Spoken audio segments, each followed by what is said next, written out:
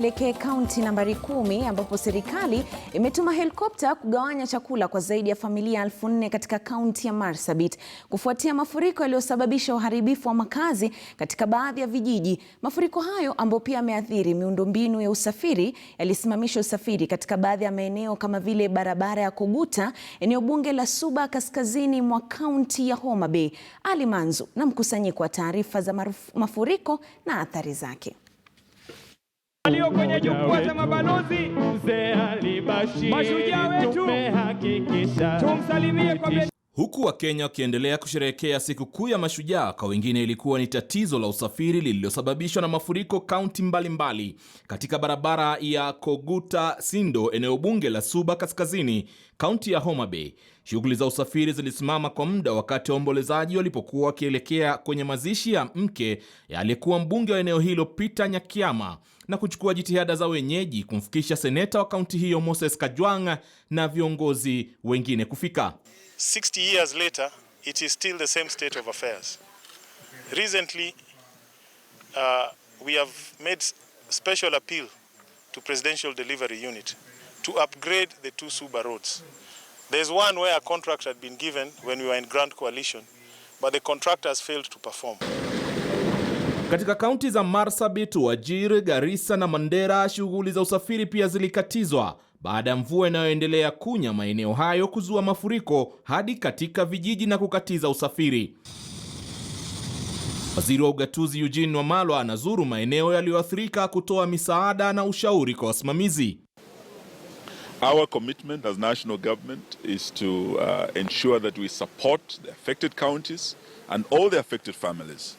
We have enough food that we will be distributing to the affected families. We will also be looking at other partners that can give non-food items in terms of support for the affected families that have been displaced. People have been starving since they cannot access any trading sectors where they can be able to buy foodstuffs. Usafiri katika baadhi ya miji ya kaunti ya Wajir na Mandera vilevile umekatizwa, huku wafanyikazi wa shirika la Msalaba Mwekundu wakijitahidi kuokoa hali. Wito umetolewa kwa misaada kufikishwa katika vijiji vilivyokatizwa. I would like to appeal to the national government and our partners to support the most affected and vulnerable households with emergency needs including food, nutrition, nutritious food, medical supplies as well as water purification. Serikali inaendelea kuwafikia waathiriwa wa mafuriko maeneo mbalimbali kaskazini mashariki na hata sehemu za magharibi mwa Kenya, huku waziri Wamalwa akiahidi kupeana misaada. We have a policy in place and we are strengthening the legal and policy framework for disaster risk management.